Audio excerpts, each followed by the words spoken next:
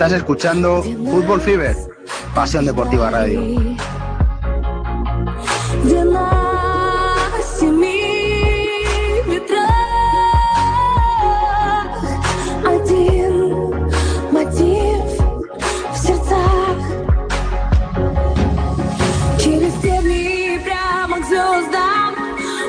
Дальше так легко и просто. Мы начнем и только побеждаем. Если падаем, то вновь взлетаем. Мы знаем, в чем правда. Ты наша команда. И она без тебя высоко не взлетит. Без тебя никогда не победит.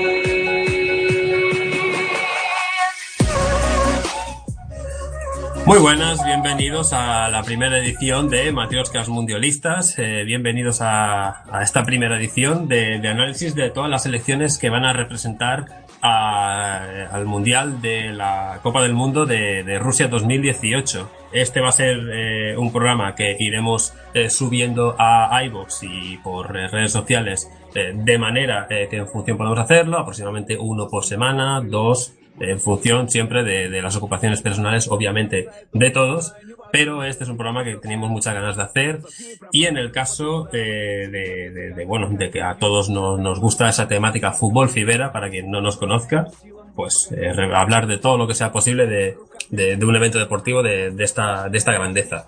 Para ello contaré con la ayuda de más de un colaborador especial y en el caso de hoy, que es la primera grabación, y hablaremos, ya lo digo, de la anfitriona de Rusia, cuento con la inestimable ayuda aquí de varios comentaristas, por ejemplo, Josep Viver, Mr. Golstalgia, ¿qué tal? ¿Qué tal, Javi? ¿Qué tal, Fútbol Fiberos? Muy ilusionado con la perspectiva de hablar de todas las selecciones de cara al evento más importante que hay en el mundo del fútbol, como es un mundial. También tenemos por aquí a Chapa Ret, un clásico. ¿Qué tal, Chapa? Hola, Bronit, y encantado de estar aquí. Pues me apasiona este programa porque ya empezamos a descontar los días, meses que quedan para la gran cita y ya con ganas de que empiece, ya estamos ansiosos. Y también tenemos por aquí a uno de los míticos, Álvaro Mota, ¿qué tal? Hola, Javi, pues que sea de ti sin mí, si te pones el título y todo del programa. También tendremos algún que otro invitado, alguna que otra grabación o alguna voz de fondo que seguramente también os sonará, pero bueno, este será un programa, como digo, un podcast especial, formará parte obviamente de esa mística Fútbol Fever. Y como he adelantado antes, y cualquier cosita, por cierto, por redes sociales o por iVoox o cualquier cosita que quieras comentarnos, todo es bienvenido. Y como digo, vamos a empezar con esa selección, con la anfitriona, con la selección rusa, y contaremos muchas cositas, pero de momento vamos ahí con el himno ruso.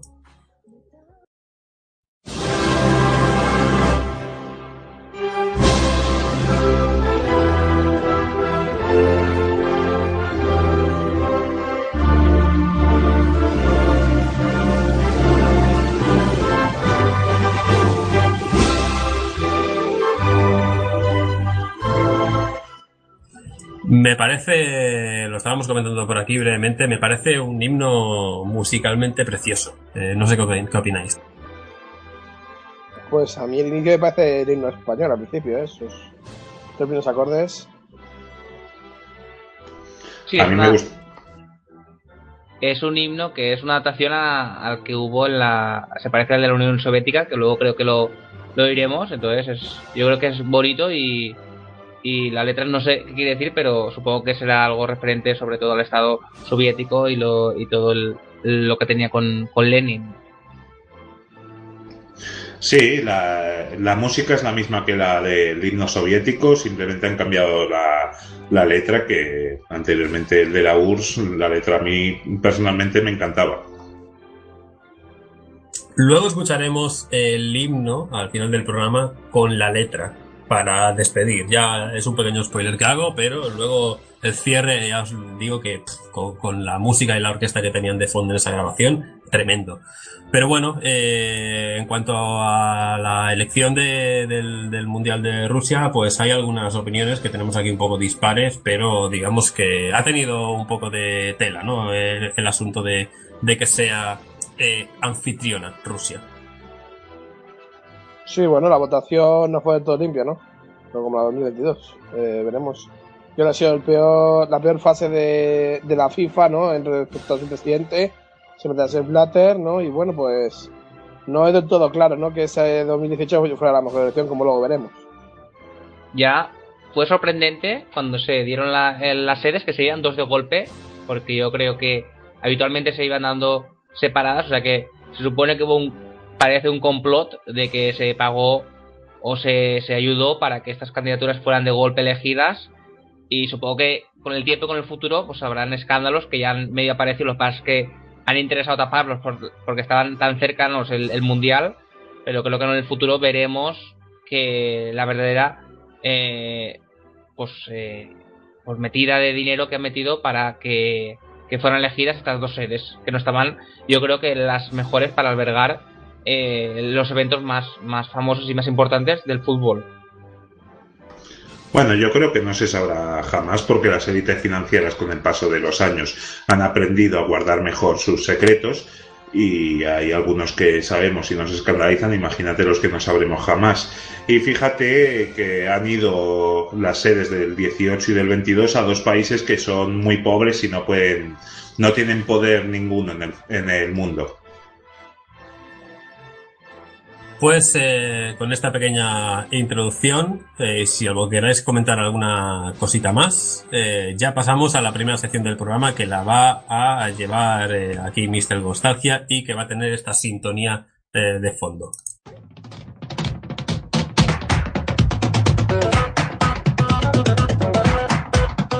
Historia de los mundiales, de Jules Rimet a Philippe Lam.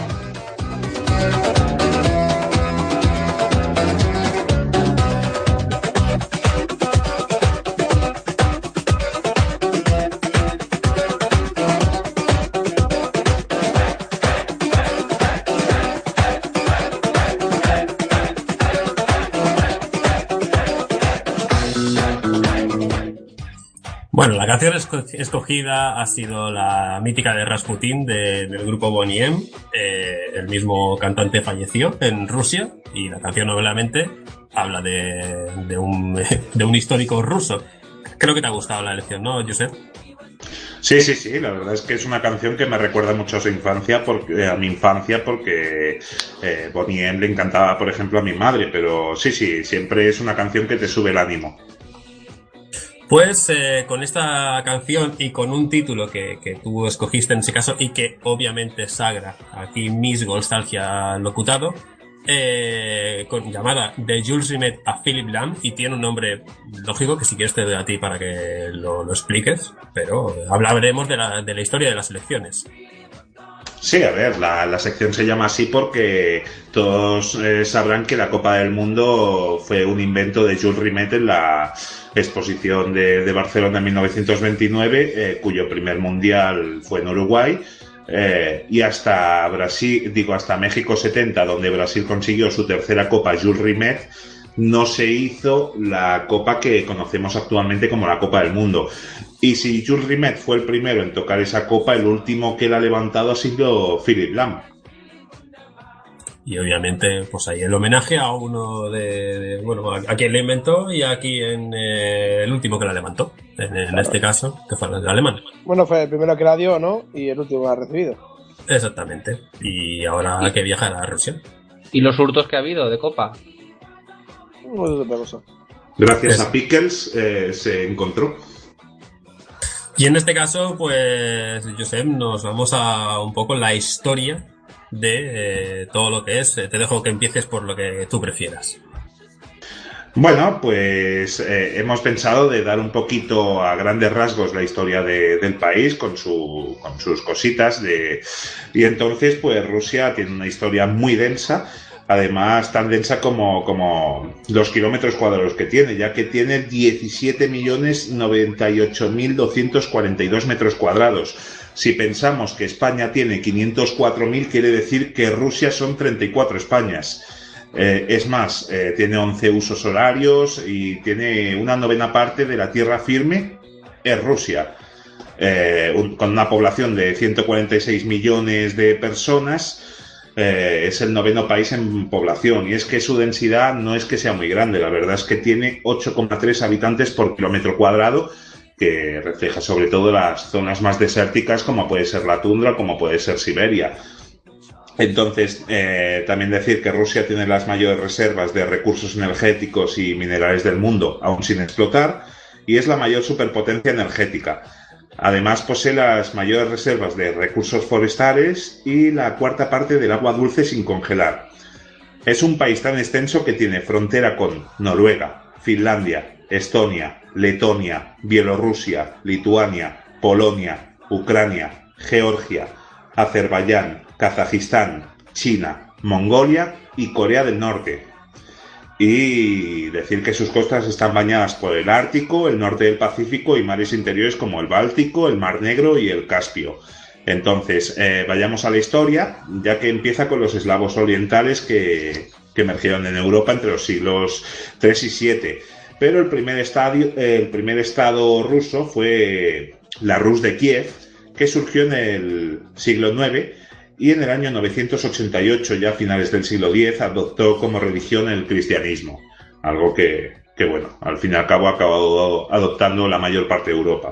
En el siglo XVI surge el zarismo, ya que el príncipe Iván IV, más conocido como Iván el Terrible, que es muy conocido, establece, además de conquistar Kazán y Astracán, establece el zarismo. Entonces, los mayores aportes de Iván el Terrible fueron la conquista de Siberia, la creación de un nuevo código legal, la centralización del poder, y en 1613 es elegido zar Miguel Romanov, que es muy conocida la novela de Dostoyevsky, que fue el primero de esta saga que gobernaría hasta 1917.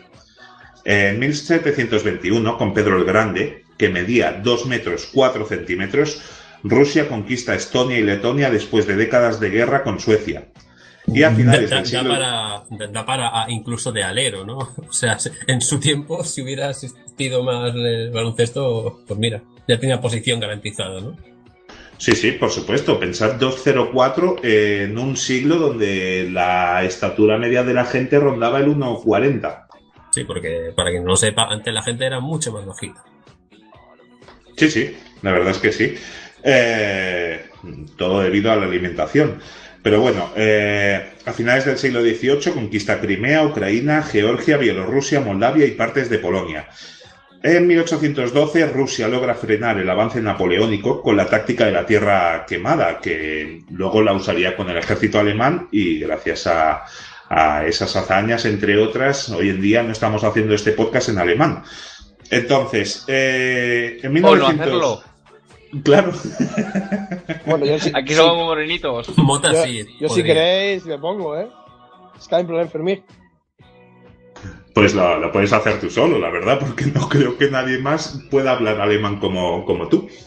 Hombre, los alemanes. Con media. Un par de millones, no sé. Bueno. Bueno, sigamos. Entonces, en 1905, con la guerra ruso-japonesa que había empezado en 1904, y las cada vez peores condiciones hacen que los obreros quieran demandar directamente al zar un salario más alto. Entonces, el 22 de enero de 1906, 200.000 personas se reúnen frente al Palacio de Invierno del zar para exigir esas mejores condiciones laborales. Es más, los obreros iban con intenciones pacíficas, ya que iban con retratos del zar.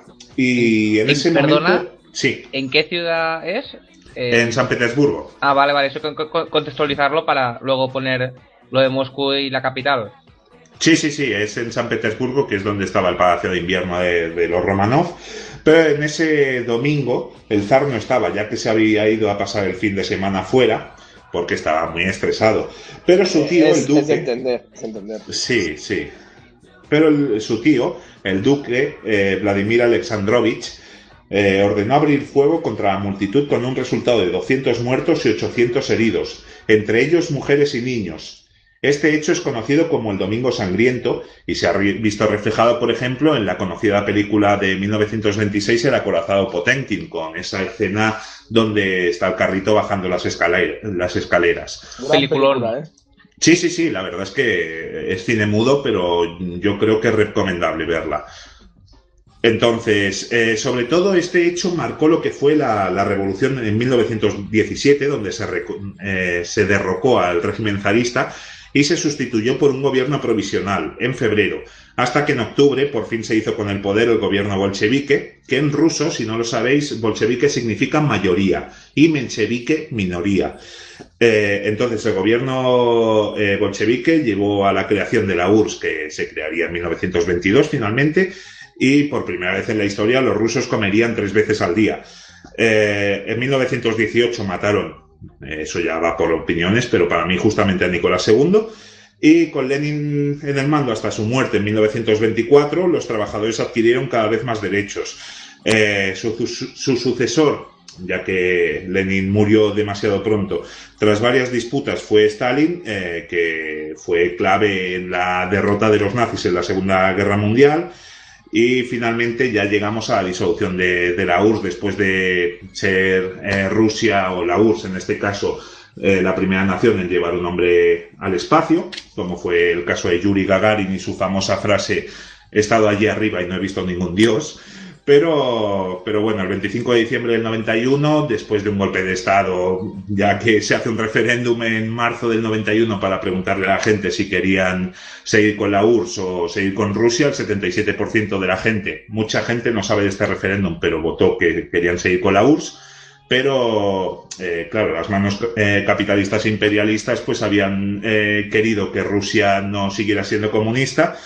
Y desde entonces en el gobierno ruso han estado Boris Yeltsin hasta el 99, Putin, Medvedev y otra vez Putin, consiguiendo que en tan solo 25 años pues Rusia se haya convertido en el segundo país con más gente sin techo, que se estima la cifra en unos 28 millones, solo por detrás del campeón de la democracia, Estados Unidos, con 40. Es el único país que ha ganado fronteras desde la Segunda Guerra Mundial. Sí, le hicieron, Stalin le hizo la jugada muy mala a Polonia y desplazó 200 kilómetros Polonia hacia el oeste. Gran fallo ahí de Stalin, y ahí ha cogido muchos enemigos. Y Argentina ha ganado también Crimea, o sea, están en plena progresión, los rusos. Hizo una triquiñuela. Ahí está, no me salía la palabra. Es verdad. Pero bueno, el idioma oficial en Rusia es el ruso, aunque hay unos 100 idiomas, pero el ruso es el único que es oficial. La casualidad. No, casualidad es que los impuso porque había muchas regiones que hablaban su propio idioma, pero tuvieron que unificarlo todo y al final pues el ruso se quedó como el principal. Sí, es más, de Stalin se reían cuando era pequeño porque tenía un acento muy fuerte georgiano. Pero bueno, sí, pero las burlas se le hacían a las espaldas porque si no ya sabían cómo acababan. Sí, la verdad es que Stalin es una de las personas que ha conseguido muchos derechos, pero también tiene muchas sombras. Entonces, Rusia es un estado laico, la libertad de culto está garantizada, aunque el 50,6% de la población se declara ortodoxa y el 43,3% cristiano. La población, pues hay 319 ciudades con más de 50.000 habitantes, 164 con más de 100.000, 93 con más de 200.000, 37 con más de 500.000 y 12 con más de 1 millón de habitantes. La más poblada, pues Moscú, con 11 millones y medio, seguido de San Petersburgo, con 4.850.000. Novosibirsk tiene 1.475.000 habitantes. Ekaterimburgo es la cuarta, con 1.350.000. Y Nizhny Novgorod, 1.250.000 personas. Impresiona. Dale, chapa. No, si tiene el número de Krasnodar. No, a mí lo que me impresiona es que Novosibirsk sea la tercera y prácticamente sea una ciudad casi desconocida, al menos a nivel popular. O sea, San Petersburgo y Moscú, sí, y alguna que otra que nos pueda sonar en el aspecto deportivo, o Sochi por la Fórmula 1 o cosas así, pero no, o sea, pasa desapercibida. Y es la tercera. Vale, Krasnodar es Ekaterinodar antiguamente, porque pregunto por la no llega al millón, ya tiene 887.000 tiene Krasnodar. Bueno, pensaba pues que tenía más, pero se ve que no. Quizá tiene como Barcelona, que es 1.600.000, pero claro, alrededor tiene mucha más población. Nosotros, por ejemplo. Bueno. Claro. Entonces, la moneda oficial es el rublo, y 10 rublos equivaldrían a 14 céntimos de euro, y 70 rublos serían un euro. Está barato el rublo, ¿no? Así En el que Mundial... el que tenga que ir, pues ya sabe más o menos qué hacer qué cuentas. ¿Cuánto cuesta una entrada para el Mundial? En rublos. En rublos, claro.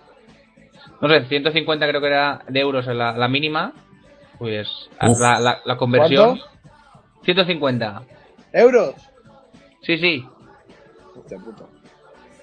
Claro, recordemos que en el Mundial de España en el 82 las entradas costaban 200 pesetas, ¿eh? Claro, el contexto también del país y cómo ha avanzado todo muy distinto. Y encima están haciéndolo en Rusia. En Rusia no es que haya avanzado mucho, pero como saben que todo se encara al turismo, pues la mayoría de entradas, supongo que los rusos pocos partidos, salvo de su selección, podrán adquirir, por lo menos la clase media o baja. Claro. Pero bueno, si os parece, voy a lo que ha hecho Rusia en los mundiales. Dale, cuando quieras. Con una canción de fondo que te va a gustar mucho. Y la conoces, que es la de Un'estate italiana, que fue la del Mundial de Italia 90. Como no está Italia, algo italiano tenemos que colar.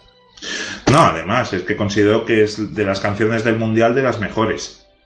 Pero bueno, vamos con la historia de Rusia en los mundiales. También vamos a incluir la URSS, que como bien sabéis, Rusia es la heredera de la URSS. Entonces, la Unión del Fútbol de Rusia, con sede en Moscú, fue fundada en 1912 y su primer partido oficial fue en los cuartos de final de los Juegos Olímpicos de Estocolmo, perdiendo 2-1 ante Finlandia.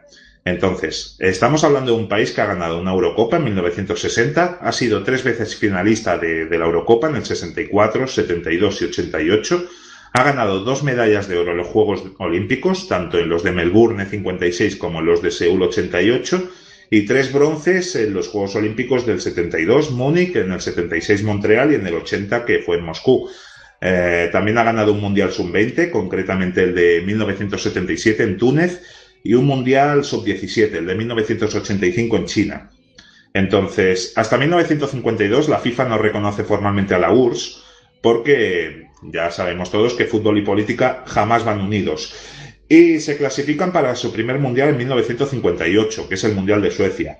Queda encuadrada en el grupo de la muerte junto con Brasil, Inglaterra y Austria. Y tras empatar el primer partido frente a Inglaterra después de ir ganando a falta de 25 minutos por 2-0, gana el primer partido de su historia mundialista 3 días después, el 11 de junio del 58, cuando derrota a Austria 2-0 en Boras. Finalmente ganan el último partido del grupo frente a Brasil con 2 goles de Babá y se juegan su pase a cuartos en un desempate contra los ingleses, que es una técnica que se usó tan solo en el Mundial de Suecia. Tan solo 2 días después la URSS gana en Göteborg por 1-0 y se clasifica para la siguiente ronda, donde caerían ante los anfitriones, que tenían una muy buena selección, pero sobre todo un seleccionador increíble. Entonces... Bueno, por parte soviética estaba Lev Yashin, la araña negra de portero, ahí en esa época, que es el Balón de Oro, el único portero que ha recibido el Balón de Oro. Sí, lo recibió en 1960 tras la Eurocopa ganada por la URSS. Entonces también estaría la URSS en Chile en el 62 tras derrotar en su grupo de clasificación a Turquía y Noruega, y en el Mundial quedarían agrupados en el grupo 1 con Uruguay, Yugoslavia y Colombia. Derrota a yugoslavos y uruguayos por 2-0 y 2-1 respectivamente y empata a 4 ante colombianos en un partido que los soviéticos ganaban 4-1 a falta de 20 minutos. Pero además se da la circunstancia en que en ese partido el colombiano Marcos Coy anota el único gol olímpico de la historia de los mundiales, batiendo al Yashin, como bien decía Chapa. En cuartos de final, otra vez el anfitrión, que en este caso era Chile, con colaboración arbitral eliminaba por 2-1 a la URSS. Entonces, veremos que la URSS ha sido frecuentemente robada en la historia de los mundiales. Ahí no está Pinochet. No, Pinochet no entra en escena hasta el 11 de septiembre del 73. Vale, estaba leyendo el libro este de Padilla, y como comentaban, cuando fue lo de Chile y la Unión Soviética, pues por si era por esa zona, pero no, era 10 años antes. Después. Sí, luego iremos con esa historia porque también la veremos. Es decir, que para quien no lo sepa, Josep es una base de datos vivientes, o sea que más de un dato lo habrá buscado, pero más de uno lo tiene en mente y te lo puedo decir echando un café. Sí, bueno, es la licenciatura en estudios inútiles que poseemos. Sí. Pero bueno, entonces tampoco faltó a la cita en 1966, el mundial hecho para que los anfitriones tuvieran al fin la Jules Rimet, y la URSS se clasifica ganando su grupo de clasificación donde estaban Gales, Grecia y Dinamarca, y en el mundial quedaron encuadrados con Italia, Chile y Corea del Norte. Ganó sus 3 partidos, 3-0 a Corea, 1-0 a Italia y 2-1 a Chile, y en cuartos ganaba en el duelo del telón de acero por 2-1 a Hungría, plantándose por primera y última vez en semifinales, donde perderían por 2-1 ante Alemania Federal, y quedarían cuartos tras perder en la final de consolación ante la Portugal de Eusebio. Entonces, esta del Mundial del 66 es la mejor actuación de Rusia, o la URSS, en un Mundial. Ese partido debe ser brutal, porque toda la connotación histórica que sabemos a posteriori, pues ese partido pues digno de irte con la máquina del pasado y vivirlo. Sí, por supuesto, y lo viviremos porque daremos todos los mundiales en la máquina del tiempo. Entonces, también estaría presente. Dime, Álvaro. Yassin, ¿no? ¿Perdón? El último mundial de Yassin, ¿no? Si no me equivoco. Sí, es el último. Ya en el de México 70 ya estaría Boroshev, creo, pero no recuerdo bien. Un mito.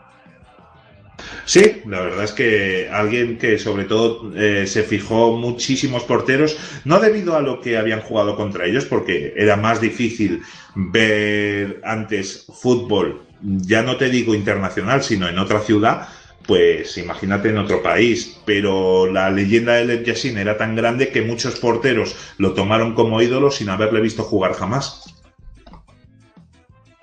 ¿Y copiaron su color negro? Ahí está, un Fue el caso... primero, ¿no? De los primeros que vencían siempre de negro. Bueno, es el primero conocido, porque por ejemplo había el tercer portero que fue al Mundial de Brasil 50 con España también siempre vestía de negro, pero en este caso era por estética, porque el negro adelgazaba y él siempre tenía unos 10-12 kilos de más. Y de los nervios. Sí, los nervios engordan. Para que veamos el contexto, que ahora hoy en día un portero de 10 o 12 kilos totalmente sería inútil para una selección, por lo menos de alto nivel, y antes pues con 10 kilos pues podías ir como tercer portero. Bueno, mira a Gabor Kirali. El pijama, man.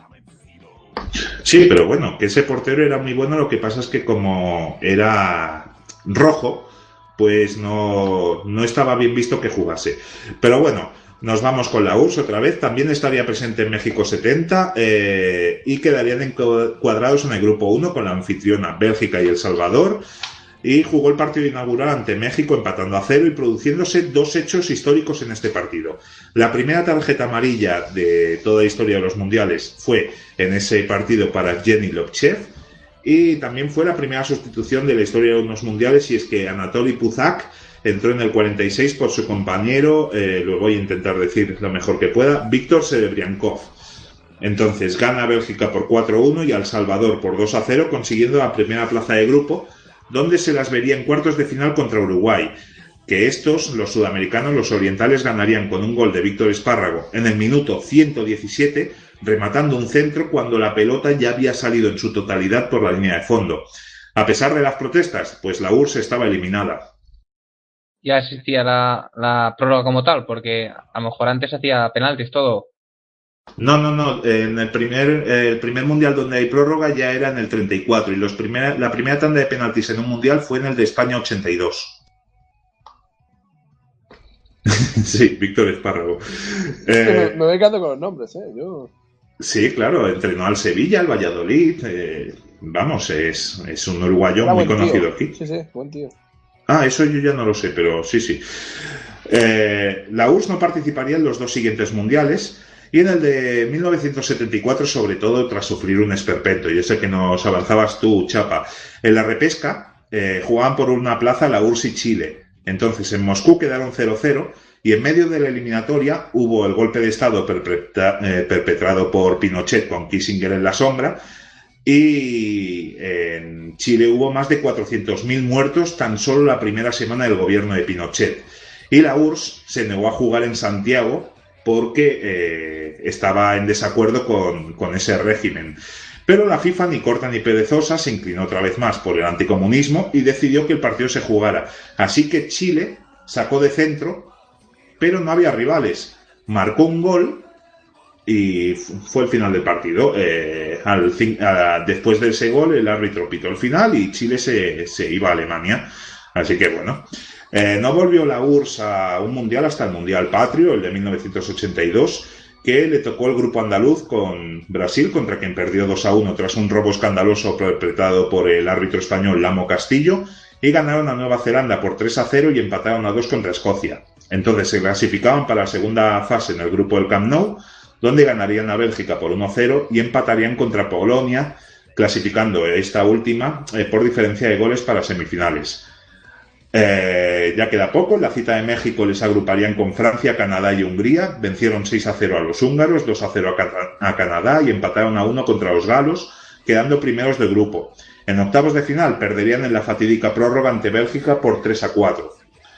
Y en 1990 en el Mundial Italiano quedarían encuadrados con Argentina, Rumanía y Camerún, siendo el peor mundial de la historia de la URSS, ya que quedaban últimos de grupo, perdiendo ante Rumanía y Argentina por 2-0 y ganando un partido inútil por 4-0 a Camerún. Desde esa es la peor actuación de la URSS y a partir de aquí ya nos vamos con Rusia. Siempre, me estoy fijando que siempre juega contra el anfitrión, siempre le ha tocado encima de a lo mejor arbitrajes un poco más contradictorios, pues siempre la anfitriona, pues ya sabemos en estas épocas como era el árbitro, pues tenía que regir por su integridad física si quería salir del campo vivo. Sí, siempre se ha dado, es algo que siempre decimos en Nostalgia, que el anfitrión en un mundial o en Juegos Olímpicos siempre tiene una permisividad que el resto no. Y que creemos que puede llegar a pasar, no, que probablemente pase, o sea que no creo que a nadie tampoco le extrañe. Sí, por supuesto.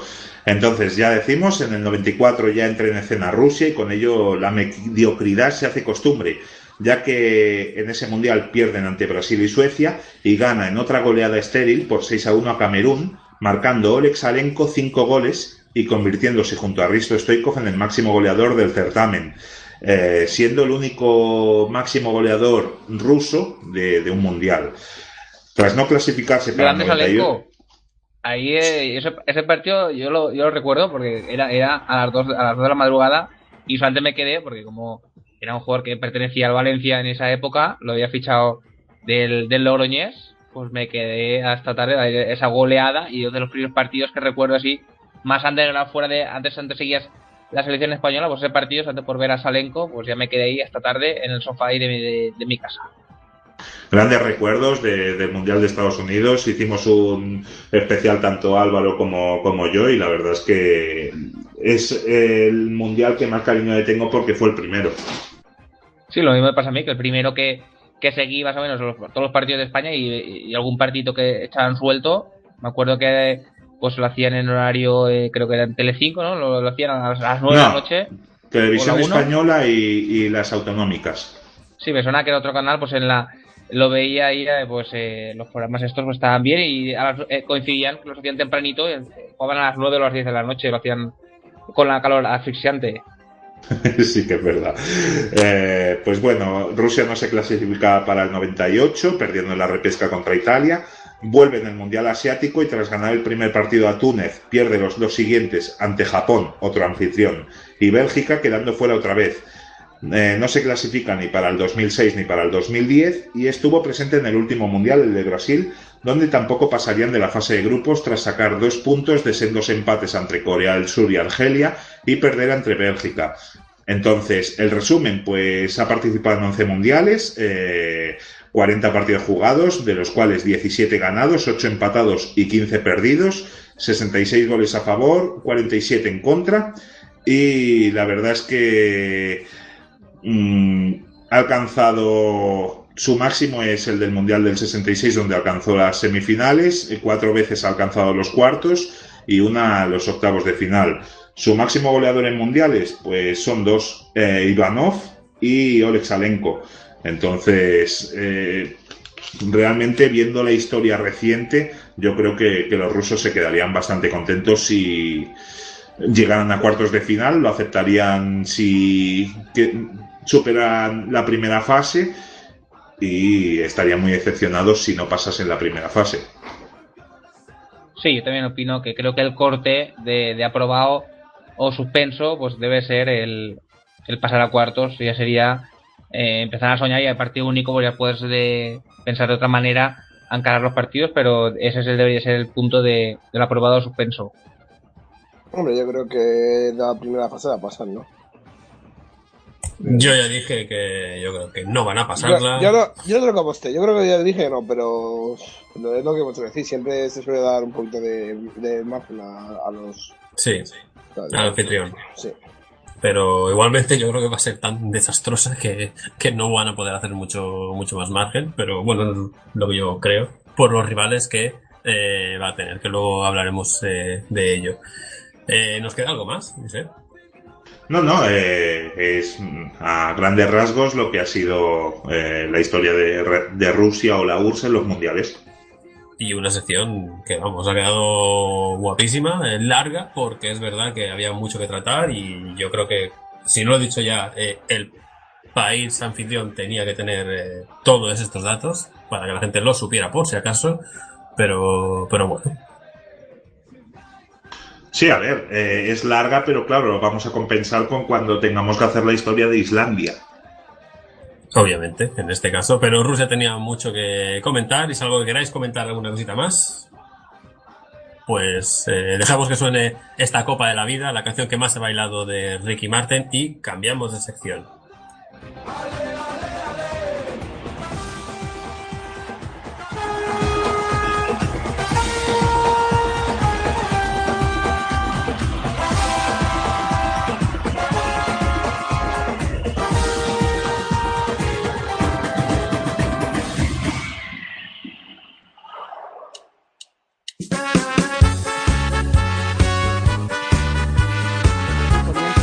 Matrioshkas mundialistas.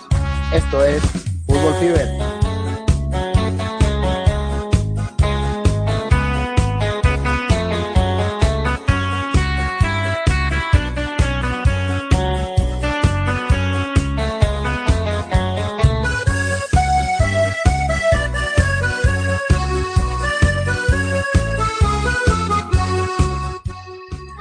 Esta canción se llama Katiushka. O Katusha, no sé la pronunciación exacta, que se le pone, por cierto, este nombre a muchas chicas en Rusia, y a algunos le puede sonar, personajes de series o algo así, pero es una canción muy conocida en Rusia y teníamos que ponerla aquí como contexto, ¿no? Que por cierto... ¿Las Katiushkas no son unas botas de agua? Correcto. También, pero bueno, los nombres ya derivan, ya no sé. Por cierto, a la selección rusa, que la denominan el equipo nacional en ruso, será mejor dicho, no, Sbornaya Komanda, o el oso tricolor, o osos tricolores, digamos, que es Trotsvetnie Medvedi, o el escuadrón ruso, Ruskaya Drusina. No sé si está mejor, si está peor dicho, porque yo no sé ruso, pero son los tres sobrenombres que tiene la selección rusa. Yo creo que me quedo con el Sbornaya Komanda, que va a ser más fácil para todos. Y Con esto nos vamos a ir a repaso de los estadios. Recordemos, son 12 estadios designados en los cuales solo 2 estaban totalmente terminados al término de la elección como sede, que ya es decir, de 12, solo 2 estaban ya hechos. Ahora hablaré. Ni un 10%. Exacto. Los cuales tuvieron que ser remodelados para que pudieran albergar estos partidos. Otro de ellos, el del Sparta de Moscú, se inauguró en agosto de 2014. Los demás se comenzaron a construir en años posteriores. Para reducir las distancias, los tiempos y costos de traslado de los equipos, se escogieron solo ciudades que se encuentren en la parte europea, la más densa, obviamente poblada y desarrollada, a excepción de Ekaterimburgo, que se encuentra en la zona, digamos, Asia, justo al este de los Urales. Es decir que todos están, digamos, por el lado, por así decir, occidental, ya sea norte o sur, pero hay distancias igualmente, y luego hablaremos de ello. ¿Quieres comentar ahora, Mota, o quieres comentar...? No, empieza a decir estadios El palito. yo lo que quiero... Claro, el palito quiero pegar. Bueno, si quiero lo pego ya, me da igual. Bueno, si tú me paras, así ya me haces. Yo te paro porque yo quiero ver esos estadios que están todavía a construir. Exactamente. Empezamos por el estadio principal, que es el Olímpico de Luzhniki. Estadio que está en Moscú, de categoría 4x4, o lo que es lo mismo, estadio de máxima categoría. Luego ya el tiempo lo dirá, a ver qué tal representa el estadio. Que hay que cambiar el césped para ponerle césped natural, porque recordad que los estadios en Rusia son con césped artificial. Y para esta competición se tiene que poner el césped natural. Con el Kalinka de fondo, que es una canción que también he hecho mecha en más de una peli. Este estadio fue construido en 1956, fue remodelado en 1997 y en 2007, con capacidad para 81.030 espectadores. Todo cubierto, lo cual siempre viene bien y es una cosa que yo en un estadio nuevo agradezco. Fue conocido como un... Sí. Sí, que me recuerda a mí la final esta del Penaldo que dio la Champions. Sí. Fue conocido como Estadio Central Lenin durante la etapa de la URSS. El estadio es parte del complejo olímpico Luzhniki y se encuentra localizado en el barrio, la casualidad, de Luzhniki, a unos 5 kilómetros al sureste del Kremlin, para que la gente le ponga una especie de ubicación. El nombre Luzhniki, por cierto, o Luzhniki, no sé la pronunciación exacta, deriva de los prados que se inundan en la curva del río Moscova, donde ha sido construido el estadio. Que se traduce y Luzhniki significa los prados, y este estadio fue sede de los Juegos Olímpicos del 80. Aquí hubo una cosa que estuvimos mirando con Josep antes de la realización del programa, y había mucha duda en cuanto a que era uno de los estadios que tenía, digamos, un crédito importante, porque decía que junto a Wembley, el Olympiastadion de Berlín, el Olímpico de Roma, eran los únicos estadios que habían albergado final de mundial y de competición europea. Pero luego hemos estado mirando y realmente había más de un estadio que también ha albergado este tipo de cosas, y bueno, queda un poco en duda esta información. Bueno, creo que yo te dije que habían sido Roma, Múnich, París no, porque los últimos juegos en París se dieron en 1924 y no estaba hecho el Parque de los Príncipes ni el Stade de France, por supuesto, y había sido en el Stade de Colons. ¿Se ha jugado la Champions en el Parque de los Príncipes? En el Parque de los Príncipes se ha jugado la Champions del 81, que el Madrid perdió contra el Liverpool. Ah, vale. Fija. Qué casualidad. Casualidad. En el Rose Bowl también. Ah, pero Los Ángeles nunca. Sí, Los Ángeles hizo unas Olimpiadas, ¿no? ¿Y qué final de Champions? Ah, claro, Champions. Pero sí, el Mundial, ¿no? Claro, por eso hay más de un dato ahí un poco extraño, porque también, por ejemplo, contaban a París en este dato, y en cambio París todavía no, porque aún no... O sea, la contaban como diciendo en el futuro, en el 2000... ¿Cuándo es? ¿2020 o 2024? 2024 albergará la final tal, pero claro, a ver, no ha llegado aún todavía, o sea que ya están anticipando algunos datos con todo esto, pero bueno. De todas maneras, el Luzhniki es un estadio de la federación y solo juega la selección, no juega ningún equipo en el Luzhniki, ¿eh? Sí, pero cuando estaban en reconstrucciones, pues han jugado, pues creo que me suena Sí. Sí. Sparta y Chesca seguro, y creo que finales de copas pues también han albergado, pues lo hace como el estadio de y de la cuando tiene que selección. jugar en Europa con los equipos que no tienen nivel. Por ejemplo, yo me acuerdo que el Atlético de Madrid jugó aquí contra contra el equipo este que Torpedo. perdimos. No, perdimos hace poco cuando Sergio se fue para adelante contra ¿Lokomotiv? No, Rostov. el que tenía un montón de españoles. Ay, ahora no me acuerdo el nombre. Rubin. Kazan. Es Rubin Kazan. Era ese, me acuerdo que era en febrero, la primera eliminatoria de Europa League, y como en Kazán se iban a alcanzar temperaturas de menos 22 grados, la UEFA no permite jugar a temperatura inferior a menos 18, entonces tuvieron que desplazar hasta Moscú para poder jugar el partido. Ahí Otra que se vez deja que- la ventana abierta. Otra vez que la UEFA ayuda a los clubes corruptos. En este caso, la única información ya que queda por contrastar, por quitar del Lundiki, es que fue escenario de una tragedia que fue el 20 de octubre del 82 en un partido de UEFA entre el Spartak de Moscú y el Haarlem neerlandés. Hubo una avalancha movida por el emboteamiento que hicieron cientos de personas cuando querían regresar al estadio a su equipo, al Spartak, marcar el segundo gol. Habían salido, querían volver, lo típico de que que se anima esto, vamos a volver, y hubo embotellamiento. Se encontraron pues cientos de personas ahí embotelladas y se lió, básicamente. El resultado fueron 66 muertos oficiales, 61 heridos, la mayoría de ellos eran adolescentes, y ya como dato final de esa tragedia, pues este estadio, que como digo será sede principal, albergará 7 partidos, entre ellos el partido inaugural y la final. Y una semifinal, ojo. Y una semifinal, pero para que sea inicio y final, un poco, puesto en este contexto.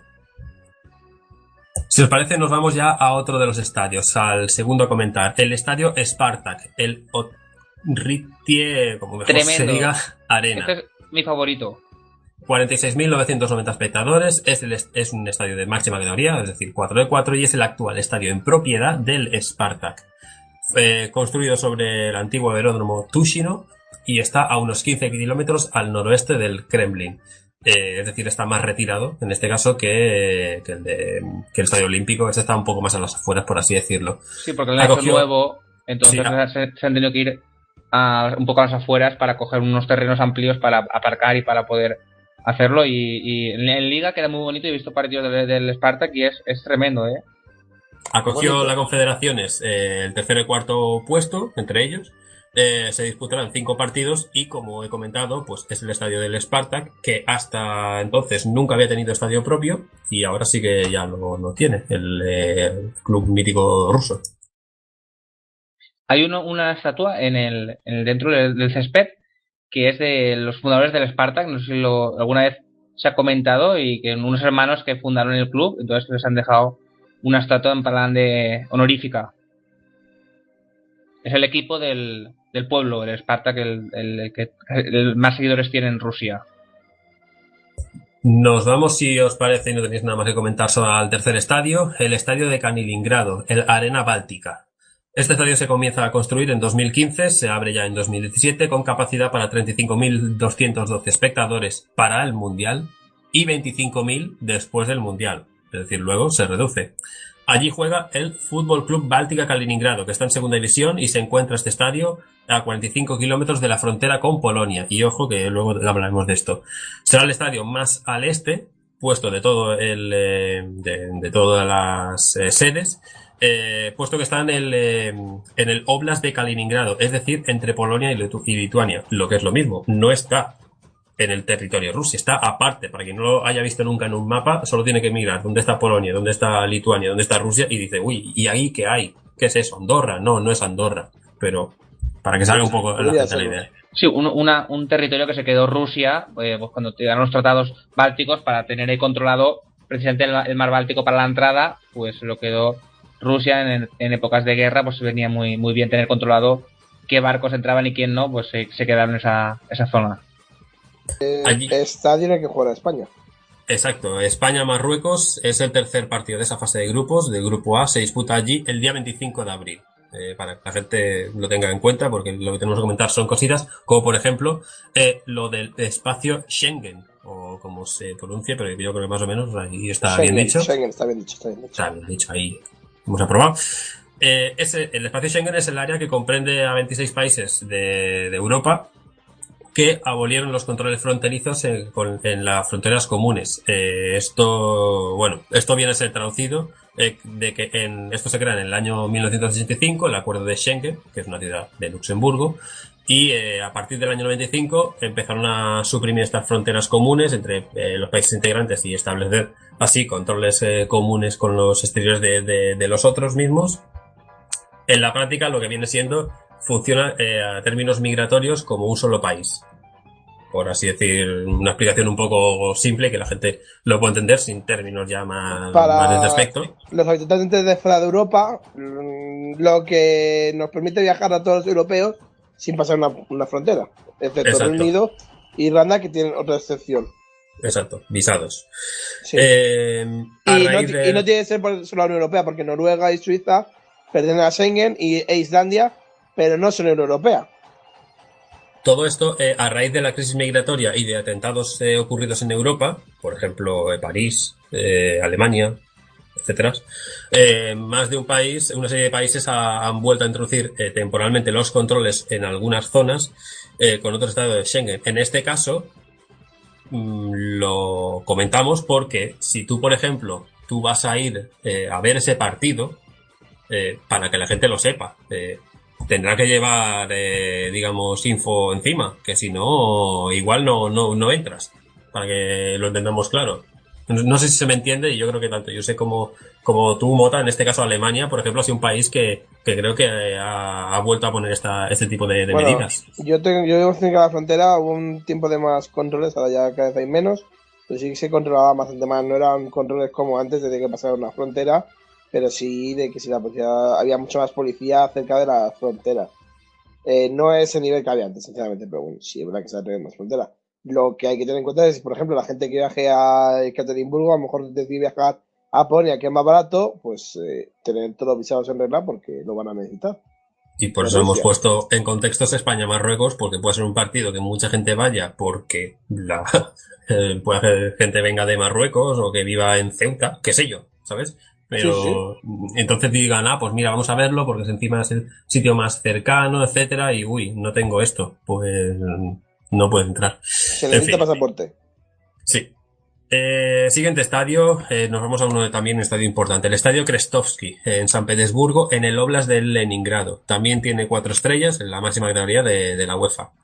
Este estadio ha sido construido en la isla Krestovsky, el lugar en el cual se encontraba el antiguo estadio SM Kirov, demolido en el 2006 y que fue primer estadio del Zenit. Así que este club regresa a su sitio original 27 años después. Recordemos que estaba en el Petrovsky, para que alguno seguramente lo recuerda o incluso ha viajado o le suena como nombre. Sí, mucha suerte tiene el Zenit porque el Petrovsky es un estadio abierto con las aficionados bastante lejos, y el Krestovsky pues está muy cercano y a un ambiente mucho más hostil, o sea que le dará muchos puntos a favor a los de San Petersburgo. Tiene capacidad para 68.000 espectadores aproximadamente. Su patrocinador principal era la compañía Gazprom, como en el caso del Zenit, obviamente, empresa que tiene la mayoría de acciones del Zenit. Comenzó construyendo, inyectando fondos en la obra, pero al final la han tenido que financiar a través del presupuesto de la ciudad, porque Gazprom dijo que ya no ponía más pasta para construirlo. Cosas que pasan a veces. Es que es el más caro. Qué raro. Claro, qué raro.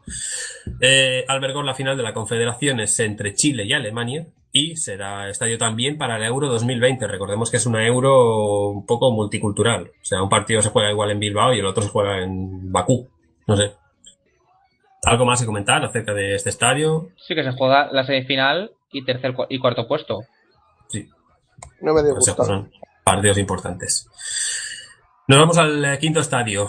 Son unos cuantos, ya lo digo, pero este podcast tiene su paciencia, tranquilamente. Es como un podcast de nostalgia, casi. El quinto... Ni lo sueñes. Ya, no, esto es un aperitivo. No llegaremos a las 8 horas. Sí. Nos vamos al Kazán Arena, o estadio de Kazán de la Copa del Mundo de la FIFA, que es el estadio que tiene oficialmente. Es el nombre. 45.000 espectadores son lo que tendrá. ¿No se puede llamar Kazán Arena? Sí, ¿no?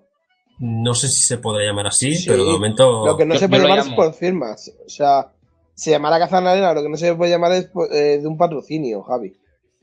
Eso puede ser, pero para que la gente lo sepa, estadio de Kazán de la Copa del Mundo de la FIFA. Un poco ahí la traducción, ¿sabes?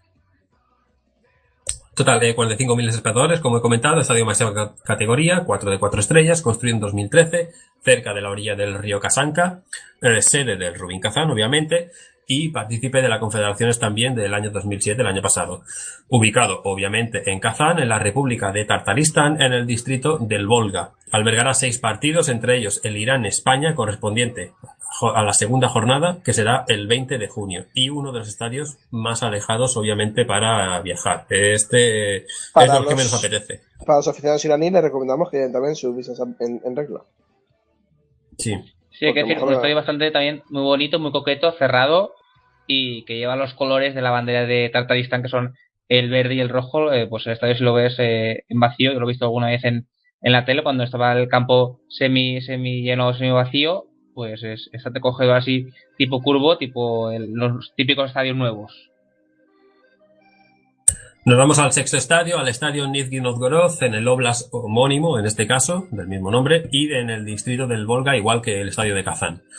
Situado junto al río Volga, en la ciudad de Nizhny Novgorod, y la casualidad es que allí juega el Volga Nizhny Novgorod, o sea que no hay mucha...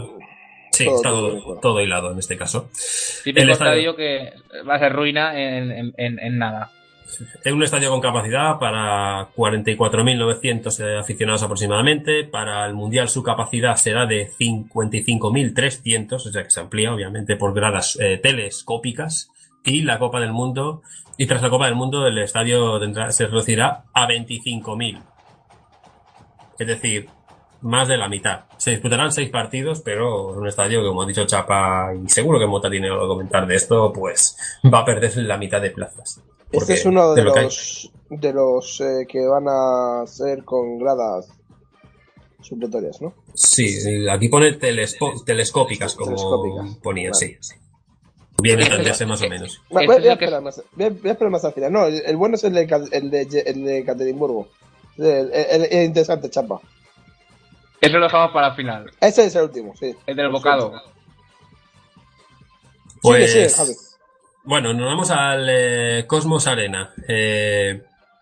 O Samara Arena durante el Mundial. También veremos qué nombre eligen al final. ¿Se acaba ya de construir o todavía está en proceso de...? Construido en 2017 y es la casa del Kryl Sovetov Samara. Creo que ya está jugando allí el equipo. Está en el Oblast de Samara, obviamente. Es un estadio igual de lejano prácticamente como el de Kazán.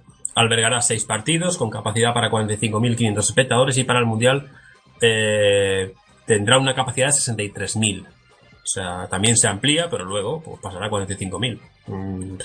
A ver, pero bueno.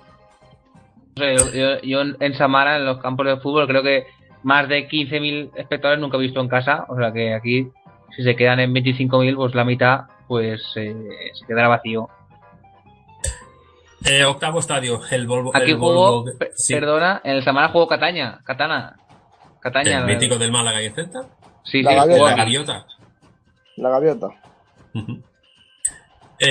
Octavo estadio, como decía, el Volgogrado Arena en la ciudad de Volgogrado y de Oblast homónimo. Inaugurado este estadio en 2017, allí juega el Rotor Volgogrado de la segunda división rusa. Capacidad del estadio aproximadamente va a ser de 45.000 espectadores, incluyendo 2.280 para prensa, 640 VIP y 460 para representantes de grupos de población de baja movilidad. Hombre, eso siempre sienta bien. Veremos si luego lo aplican. Eso es obligado en todas las construcciones modernas, es que tengan para gente de movilidad reducida, pues es obligado en todas las construcciones, por lo menos en la Comunidad Europea. Supongo que para el Mundial pues también. Aún me acuerdo de un vídeo del Liverpool de un hincha celebrando en una zona de gente en sí con silla de ruedas y el hombre se levantó. Pero bueno, en fin. La principal distinción arquitectónica de este estadio es el tejado atirantado más grande de toda Rusia y será una especie de rueda de bicicleta, por así decir, hecha con cuerdas de acero de alta resistencia. Albergará 4 partidos de esta fase de grupos únicamente, no albergará nada más allá de fase de grupos. Otro de los estadios pues que se va a ser cuando acabe el Mundial, pues normalmente la gente creo que van 4.000, 5.000 espectadores, o sea que si tienen, lo multiplican por 10, pues ya sabemos lo que pasa con estos estadios fantasma. Noveno estadio, el Rostov Arena, estadio de Rostov, del Don, de la Copa del Mundo de la FIFA, o como nombre, digamos, oficial, pero bueno, Rostov Arena. Capacidad para 45.000 espectadores, está todavía en construcción, según la información cuando yo busqué, no sé si habrá noticias de las últimas fechas, pero yo vi que aún todavía está en construcción y albergará los partidos. Albergan los partidos del Rostov y albergará 5 partidos del Mundial. Tengo entendido entonces, Chapa, y Mota igual también lo sabe porque allí jugó hace poco el Atlético, hace unos años, que entonces el Atlético no jugó en este estadio. No, en este no jugó. Jugó en el anterior, en el viejo. Claro, se supone que todavía está construyéndose, pero claro. En el Olymp 2 creo que era, o así.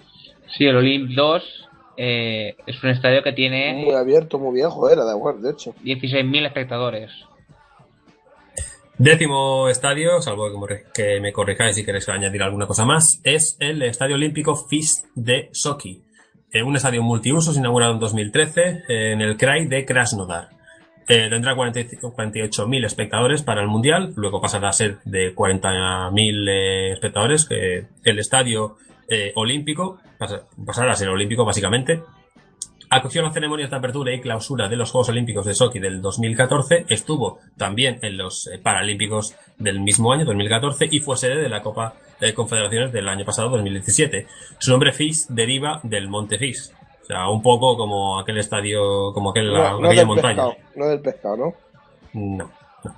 Albergará 6 partidos, entre ellos el Portugal-España, o sea que ojo que el primer partido del combinado de Julen Lopetegui pues será en este estadio de Sochi, al sur. También lo decimos por los aficionados portugueses llevar el pasaporte. Sí, el típico estadio que se hizo para los Juegos Olímpicos de invierno y pues se ha remodelado para tener la cita mundialista, una ciudad donde creo que no hay... el fútbol básicamente no se sigue, pero tenían que vender un poco el turismo, está en el Mar Negro, entonces en la costa, entonces...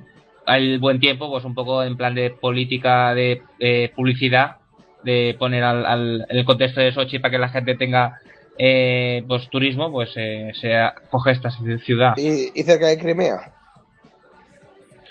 No tan cerca. Bueno, como Rostov. Sí. Pero bueno, o sea, a lo mejor serán 400 kilómetros, no... ¿Algo que añadir, Josep? Que te veo tiempo ahí... Que todo el que tenga la ocasión, que por ejemplo la gente que anima a España que vaya a Rusia, que no se pierda todo lo que es Sochi, todo lo que es el Mar Negro, porque es increíble. Yo no he tenido la suerte de estar, pero he visto documentales, he visto reseñas y es una ciudad increíble, que además los trabajadores de la URSS anteriormente solían irse de vacaciones allí. O sea, es un sitio que, como bien decía Chapa, está muy preparado para el turismo. Sí, te veo puesto en historia porque de verdad pues iban ahí mucha gente tenía dinero y el caviar y todo, pues se iban a tomarlo ahí en Sochi. Sí, así es. Sería pues como a principios del siglo XX para los reyes de España, por ejemplo, un San Sebastián o un Santander. Un décimo estadio al que nos vamos, el Mordovia Arena, inicialmente llamado Estadio Jubileini o algo así, que me perdonen los traductores especiales.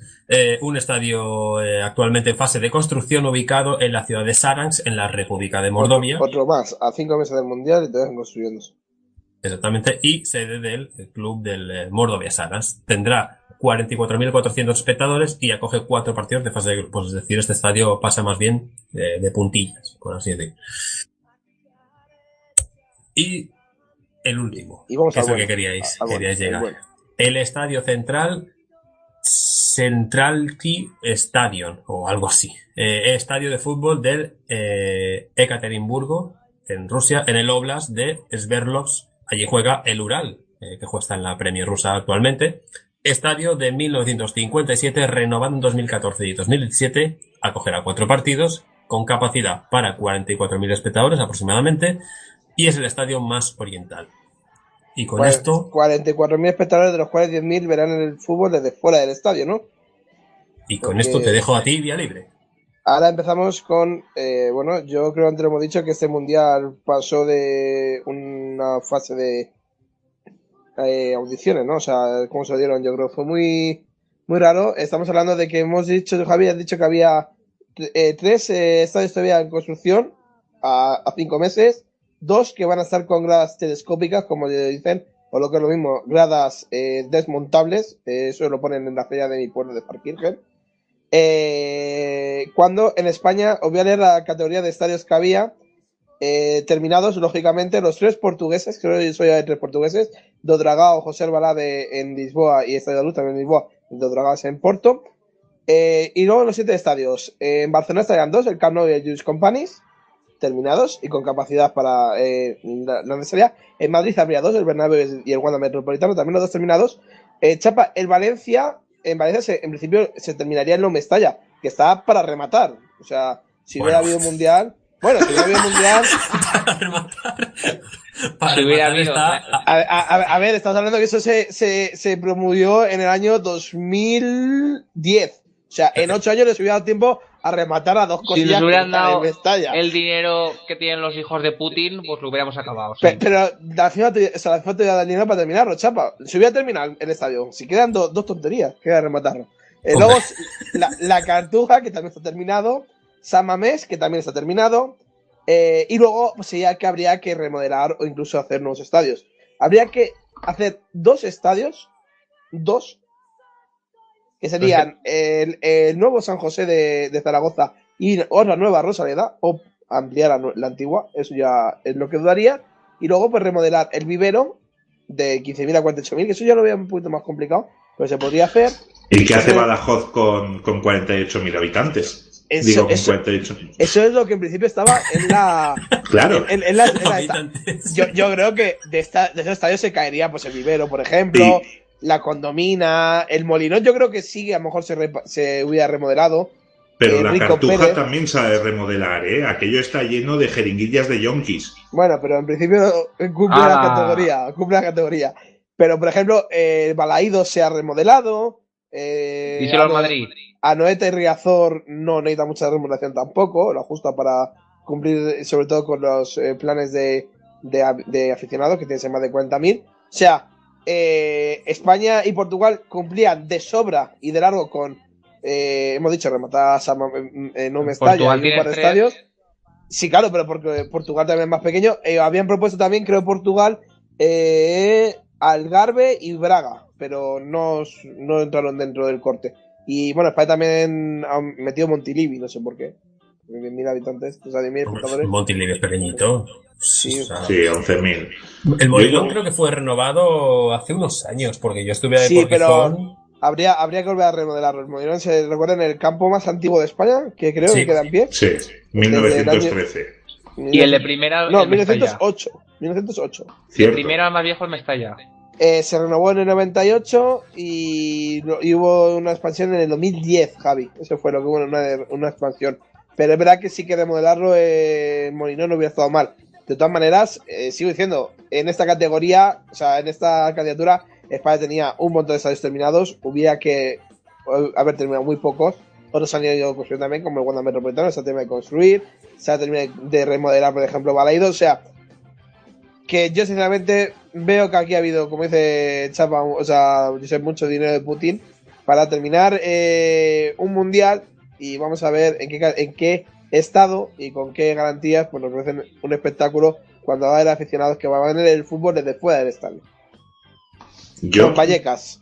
Sí, sinceramente, Álvaro, yo prefiero que no nos dieran el mundial, porque acabaríamos pagando a los ciudadanos sin poder ir. Que sí, si no, que no es por el hecho de que nos lo hubieran dado, no. Si es por el hecho de que en qué condiciones se toman decisiones cuando luego se ven que no son las más correctas. Eso es lo que me refiero, o sea, que hay candidaturas mucho más serias y con un plan mucho más determinado, ¿me entiendes?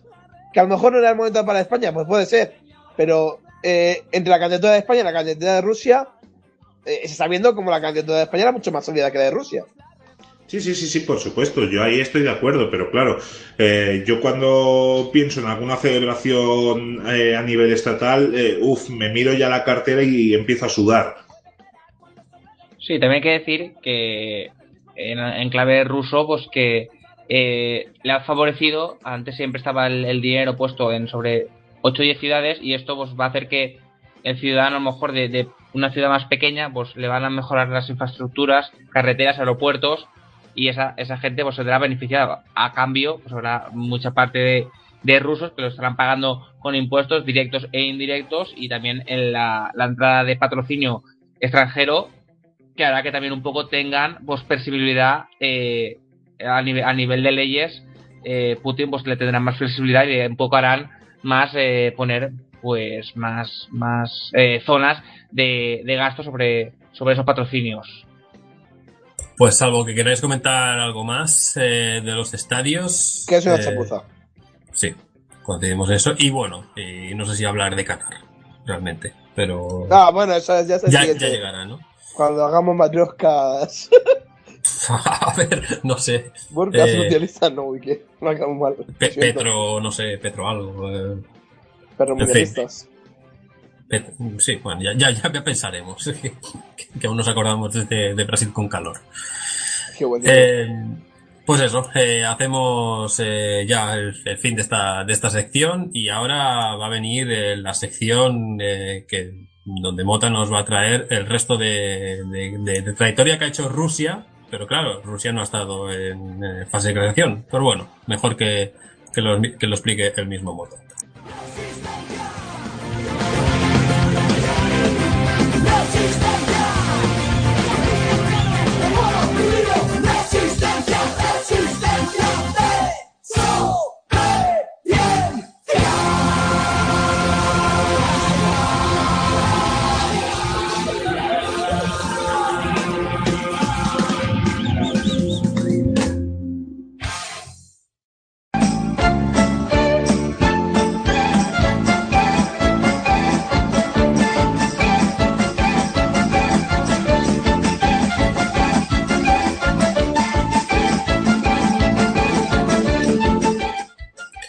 Bueno, pues con Kalinka, que es un no parar, esta canción, Mota, Rusia no se ha clasificado. Bueno, no ha hecho fase de clasificación, obviamente, porque era el anfitrión, pero ha tenido sus partiditos.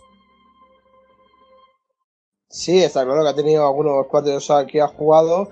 Ha jugado muchos amistosos desde que empezó, bueno, desde la Eurocopa, que fue como el final, ¿no? O sea, siempre Eurocopa y Mundial, que considera la clasificación para el Mundial. Rusia, lógicamente, no ha jugado. Otros años se favorecían la selección anfitriona de esos partidos que no iban. Por ejemplo, en Europa, ¿te acuerdas que había un grupo siempre con un equipo menos, ¿no? Y siempre había una selección que descansaba. Pues este año, con la entrada de Kosovo, fue de Gibraltar, ¿no? Pues ya no se daba esa situación. Entonces, pues Rusia tiene que ir buscando amistosos contra equipos que tuvieran alguna fecha libre, y no ha jugado a lo mejor tantos como otras veces. Pero bueno, de todas maneras ha jugado unos cuantos. Vamos a repasar, si quieres, Javi, primeramente desde esa Eurocopa hasta la Copa Confederaciones. Pues yo creo que 3 partidos que han puesto a la selección rusa, yo creo que algo bien y mal, ¿no? Ha sido luces y sombras, porque no ha ganado tanto, ha ganado solo antes de la Confederación, ha ganado solo 3 partidos y perdido otros 3, fueron empates, y después de la Confederación solo ha ganado 1 y ha perdido otro, y el resto han sido otros 2 empates. O sea, luces y sombras por parte de la selección rusa. El primer partido que ya destacase Rusia-Bélgica, jugado en el FIS Olympique, en Sochi, precisamente, como hemos hablado antes, y empataban a 3, Basin adelantado a los rusos, luego Mirallas y 2 goles de ventaja que ponían a Bélgica en ventaja, pero Miranchuk y Burkarov empataban para la selección rusa. Chaparov dirá después, pero una selección rusa que, bueno, con gente nueva, ¿no? Polov, que no sé si estuvo, creo, si no me equivoco, a las confederaciones, que me conozca Chapa. Sí que está, por los pelos, pero estuvo. Estuvo, ¿no? Con aquí portería, Samedov. Una selección con nuevos nombres, rejuvenecida. Yuri Zirkov, por ejemplo, estuvo en el banquillo, que es, yo creo, una de las viejas glorias ya del equipo. Zagoev es jovencito todavía, ¿no, Chapa? Lleva mucho tiempo jugando. Pero bueno, el mago, pues creo que tendrá actualmente 27 años. O sea, que es jovencito todavía, ¿no? Ese Bueno, fue el la empate. eterna promesa también. Pues Rusia perdió contra ellos. Y luego también otra derrota, y esta sí que yo creo es mucho más grave, ante Qatar, con penalti fallado por los cataríes, penalti fallado por Kokorin en el minuto 87, adelantados a DM2 de penalti, luego empataba también de penalti Kuki para Qatar y Buidaf, perdón, daba la victoria para la sección catarí, que es muy inferior a Rusia. Se jugó en Doha, pero una sección catarí que es muy inferior a Rusia, que yo creo que Rusia tendría que haber ganado sin muchos problemas. Como he dicho, sección en cambio, pues esta sí jugó Cory, no jugó Sagoe, que no salió del banquillo, si no me equivoco. No estuvo ni convocado Sagoe. Cambiaron también a Kinfe, muchos cambios. Luego ya llegó la Copa de Confederaciones, ganó 2-0 a Nueva Zelanda. Yo creo que aquí se vio una Rusia más solvente, pero es verdad que Nueva Zelanda hizo un buen partido, ese partido lo vi más en directo. Nueva Zelanda jugó bastante bien, Marinovic sacó bastantes ocasiones, pero es verdad que en esa defensa de 5, sí, jugó 5 esta vez, fue donde se asentó un poco la victoria, porque But no pudo hacer mucho más. Verdad que Rusia yo creo que no se mereció tanto ganar este partido, porque yo creo que los neozelandeses no jugaron nada mal. No sé si tenéis que opinar algo respecto a eso. A mí me gustó mucho Nueva Zelanda ahí y no sé si es tan mérito de ellos, que obviamente lo tienen, pero es que Rusia... A mí no me gustó nada el torneo que hizo, vamos.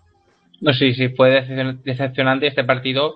Pues el primer gol se fue en primera meta de los neozelandeses y luego ya pues con el resultado un poco en contra pues se abrieron y Rusia pues en una contra pues firmó el 2-0, pero no era un resultado muy justo, y lo que vosotros decís que las sensaciones eran de que Rusia pues podrían haber perdido prácticamente o empatado, porque las ocasiones de Nueva Zelanda fueron más claras. Luego el segundo partido fue contra Portugal, a Portugal de Cristiano Ronaldo. Bueno, como ya un chapa penaldo, porque encima metió gol en el minuto 8, no fue penalti, ¿sabes? Para pase de Guerreiro. Pero poco más. Un partido igual, Rusia cerrada atrás, con 3 centrales. Yo creo que esto luego lo dirá Chapa, pero yo creo que vamos a ver Rusia mucho con 3 centrales, ¿no? Sí. Y al final, eso yo creo lo que prima. Resultado de pocos goles, es verdad que las ocasiones tuvo Portugal, que Rusia apenas no remató ni a puerta. O sea, te da a entender de que van a jugar muchas de las Rusia contra ataque. Sí, está claro que Checherov lo tiene claro. En principio que no te metan muchos goles, goleadas escandalosas evitarlas, y líneas muy juntitas, y esperar alguna contra, pues algún balón parado o algo, pues a ver si suena la flauta y poder ganar. Pero bueno, el Mundial no es un partido de cuarto de final, que ya puedes, octavos, que ya puedes jugar a esa baza, pero en la primera ronda tienes que ganar algún partido. Con 3 empates, pues ya tienes que depender de resultados de segundos, y es bastante complicado que con 3 empates te clasifiques, aunque no imposible. En el último partido del grupo, Samedo adelantó a Rusia ante México, pero luego Araujo y el Chucky Lozano en el 52 daban la victoria a la selección mexicana, que Rusia acabó con un jugador menos porque fusionaron a Circop en el 68. No sé si esta sanción repercutirá para el primer partido mundial. ¿Chapa? Pues yo creo que no, porque es doble amarilla. Pero también lleva un partido de sanción. Yo creo que al ser de doble amarilla, creo que no acarrea sanción para el siguiente torneo. Vale, bueno, y entonces con esta derrota, pues Rusia se quedaba eliminada del grupo con 3 puntos. Portugal y México tienen 7, así que Rusia se iba para la calle. Yo creo que demostró poco para ser anfitriona, pero bueno. Luego ha jugado 4 amistosos más, 2 en octubre y 2 en noviembre. Ha jugado en casa todos los partidos. Jugó contra Corea del Sur el primero, ganó 4-2. Este yo creo ha sido la única victoria que tienes desde las Confederaciones, con 2 goles en primera puerta en 2 minutos. O sea, Kim marcó 2 goles en primera puerta. Se jugó en el estadio del CSK con Casey de árbitro, y Jingwon Dongwon puso el 4-2 en el descuento. O sea, fue un paseo militar ruso, si se puede decir, militar en Rusia. Contra Irán se empató a 1. Admon adelantó a los iraníes, perdón, contra Irán. Y luego Polov empataba para Rusia. Y luego se ha jugado 2 amistosos más en noviembre. Los 2 contra hispanohablantes. Bien fue contra Argentina en el Luzhniki. ganó la Argentina con gol de Agüero, pero este partido me han dicho que Argentina jugó bastante mal. Perdón. Argentina jugó bastante mal con Di María y Salvio de los carrileros, con 3 centrales. Bueno, una selección argentina que también estaba en bastante decadencia, tuvo la posesión de todo el partido y no fueron capaces de materializar más que un solo gol. Luego jugó Papu Gómez, bueno, Dybala, vamos a ver más tarde. Es verdad que Argentina pudo hacer más, sobre todo porque se demostró que futbolísticamente tiene más fútbol, pero es verdad que no vieron mucha, solo vieron un gol de Agüero ante la portería de 15. Veremos a ver qué pasa con Argentina. Y luego el último partido que jugó Rusia fue contra España, empataron a 3, abrió Alba el marcador y luego Ramos de penalti, Smolov y Miranchuk que empataban. Ramos de penalti volvía a hacer el 2-3. Y en 170 Smolov empataba de nuevo para la sección rusa. Una sección española que jugó yo creo con un equipo bastante titular, si se puede decir titular con Lopetegui, porque la buena de las chapas que le llaman Lotopegui en Portugal. Sí, en Porto tienen ese recuerdo. Veremos a ver de ese equipo, si que digo, el equipo de Gea, Nacho, Piqué, Ramos, Alba, Alcántara, Busquets, Iniesta, Suso, Rodrigo y Asensio. Yo creo que Nacho no, Suso, Rodrigo y Asensio, Asensio a lo mejor, pero respecto, yo creo que el resto sí serían titulares, ¿no? A priori. Veremos. Y si quieres, digo rápidamente, Javi, pues que Rusia va a jugar 2 partidos más, ya tiene 2 partidos más programados antes de esta Copa del Mundo, ante Brasil y Francia, o sea, 2 buenas piedras del toque, se harán en marzo, y bueno, todavía quedan por confirmar esos amistosos de antes del Mundial de preparación, que veremos con quién juega. 2 partidos ante 2 campeones del mundo, ante 2 selecciones que también tienen que hacer un buen mundial, obviamente. Y Rusia, bueno, pues ya lo opinaremos al final del programa, aunque ya hemos dado una pincelada antes. En cuanto a la trayectoria, pues lo dicho, es lo que tiene o lo que ha tenido y lo que tendrá Rusia. Pero ahora vamos a hablar un poco, Chapa, con lo que va a ser en sí la selección de Rusia en cuanto a qué piezas tiene, porque para quien no lo sepa, ya no están, aunque parecía que sí, pero ya no están los hermanos Berezovski e Inasevic, que era lo que todos conocíamos de Rusia hasta hace unos años. Siempre jugaban estos 4, esos 3. Sí, los gemelos, un poco por poner en contexto, en 2016 se hace una reforma en la liga sobre los extranjeros, porque antes se permitían hasta jugar 7 extranjeros. Entonces, desde el ministro ruso, pues se dijo que para mejorar pues el nivel cara al mundial, pues dijo que se limitara los extranjeros, se podían poner con mucho 5. Entonces eso pues limitó mucho a los equipos potentes. Pues lo que hicieron es fichar todos los jugadores seleccionables que habían potentes, pues era quedárselos hacia su equipo y pagarles unos grandes cantidades de dinero para que no pudieran tampoco irse fuera, porque si tienes que jugarte con 5 o 6 rusos, pues te juegas lo mejor. Entonces por eso si vemos la convocatoria, están todos concentrados en los mejores equipos de Rusia, gracias a esto, que yo a lo mejor al principio pensaba que era positivo, pero con el tiempo se ha visto que ha hecho negativo, porque has evitado que jugadores, a lo mejor Glusakov, que lo quería Arsenal, pues podía probar otras ligas, otros conceptos, y todo eso que reportaba sobre la selección. Entonces este método que puso el Parlamento ruso, pues yo creo que a la larga le ha salido pues un poco negativo, porque se han estancado, no han podido crecer, a pesar de que juegan 3 o 4 partidos de Champions, y 6 la liguilla, pero en 6 partidos yo creo que no mejoras el nivel, mejor irte a un Arsenal, un Everton o una Premier o incluso a la Bundesliga, aunque sea un equipo de medio nivel, pero eso es lo que te hace que ese jugador pues tenga otros conceptos, otras tácticas, otro nivel de aprendizaje. Entonces todo eso yo creo que ha hecho estancarse la selección. Primero hablamos un poco del seleccionador. ¿Os queréis comentar algo sobre este punto? Si os parece eso que ha beneficiado o ha empeorado la reducción de futbolistas en la liga. Debería de beneficiar, creo yo, pero claro, impuesto solo en 2 años, no sé si da mucho tiempo, no sé si hay mucho margen de mejora realmente. Yo creo que tendrían que haberlo hecho al término del Mundial de Brasil, o cuando es designado Rusia como sede mundial, para decir, vamos a preparar esto, chicos. También ese año quitaron los asimilados, que eran todos los que estaban en territorio URSS, pues contaban como no extranjeros, pero a partir de hace 2 años, desde que se puso esta norma, también se quitó que todos los que estaban ucranianos o de las ex repúblicas soviéticas, pues contarán como extranjero también para nivel potenciar la selección. Entonces el seleccionador pues, es Stanislav Chercherov, que es un portero que estuvo en Alemania, le gustará a Mota, estuvo en Alemania jugando en el Dinamo Dresden del 93 al 95, no sé si lo recuerda, y también estuvo en Austria, estuvo el portero del Sparta de Moscú, no sé si lo recuerda. Y luego ha estado como entrenador, pues también ha estado en Rusia, en Austria empezó su carrera y llegó procedente del Legia Varsovia, que es el último equipo, el club que ha estado y está desde el 2016, pues está como seleccionador ruso.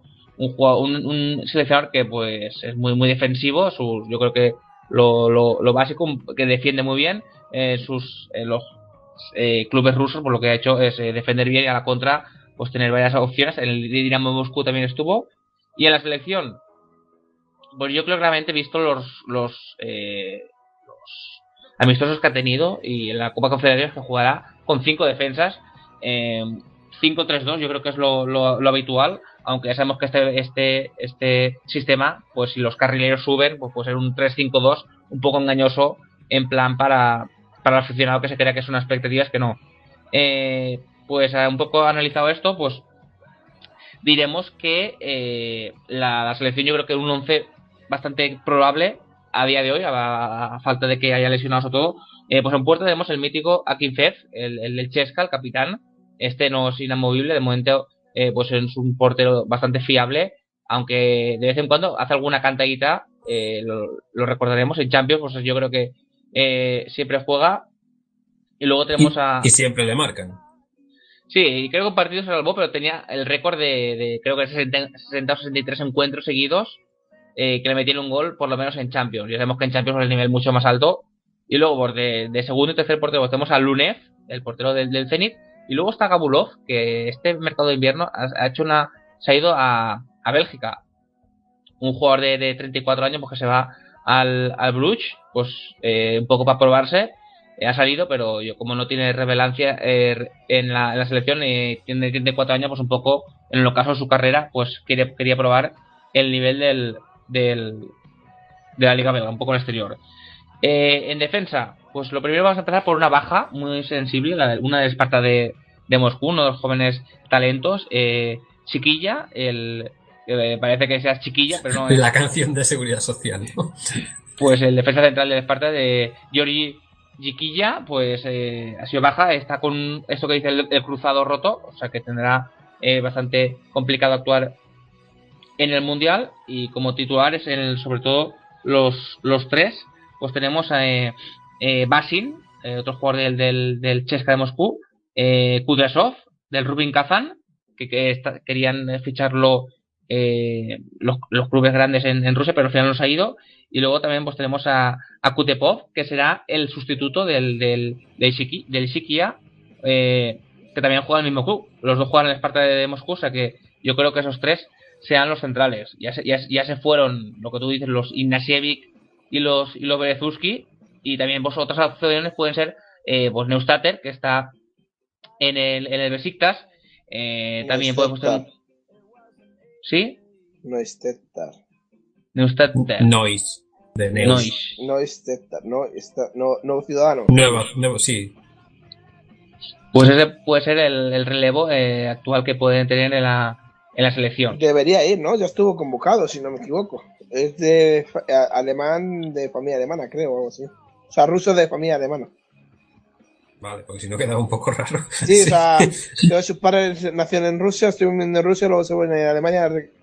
Entre Rusia, Kazajistán, hubo muchas familias alemanas y luego se volvieron después de la Segunda Guerra Mundial. Luego tenemos el lateral izquierdo, pues que yo creo que Komarov es el favorito, el del Spartak, aunque también pues luchan Kudrasov y luego Rausch, otro que también tiene pasaporte alemán, como se pronuncia Rausch, que está en el Dinamo Moscú, pues es otro de los que pueden jugar esa banda. Y luego en la otra banda, pues yo creo que jugará Zirkov, yo creo que es el habitual, el veterano, otro de los que estuvieron en el Chelsea y es más famoso. Y le hacen la competencia, pues puede jugar Mario Fernández, que es un brasileño naturalizado ruso, que ha habido varios, ya veremos que intentan abarcar como todas las selecciones pues las raíces, y como está 4 o 5 años para conseguir la nacionalidad rusa por Mario Fernández, aunque tuvo una lesión muy grave, pero parece que ha vuelto al nivel del jugador del Chesca. Pues en principio yo creo que Zirkov sería el titular. ¿Queréis comentar algo o pasamos ya al medio campo? Vamos al medio. Sí, pues en el medio pues tenemos Erokin, un jugador veterano que ha conseguido la madurez futbolística a los 27-28 años. Estuvo en el Rostov y de ahí pues hizo una Champions buena y el Zenit estuvo listo y se lo llevó. Y también estuvo el otro, el que yo creo que otro de los grandes rusos, Glusakov, del Spartak. Yo creo que será otro jugador veterano que tiene galones y creo que lo está haciendo bien en el Spartak, y eso le da en el campeón de liga. Tiene 31 años y el veterano que compite. Y luego tenemos la joyita, Golovin, que es el que quería estaba el Arsenal.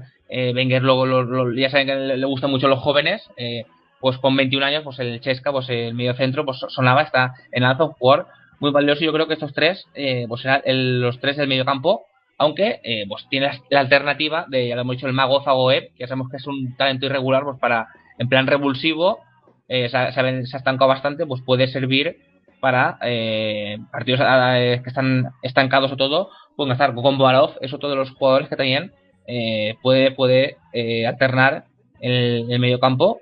Y Miranchuk, también del Lokomotiv, pues otro de los jugadores que pueden reemplazar aquí en el medio campo. ¿Queréis comentar algo del medio campo? Nos vamos ya a la delantera.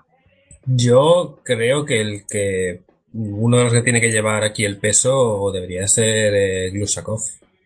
Creo, pero... Yo no es Zagoev, pero es muy regular, como dice Chapa. Es que el problema de Zagoev es el mismo de hace, pues no sé, el Mundial 2014 y de anteriores fechas mundialistas. Sí, yo creo que Glusakov, claro, es el timón. Estuvo lesionado creo que en la fase de la Confederaciones, se notó la baja, y aquí pues debe ser la última oportunidad que tiene pues para liderar a este equipo.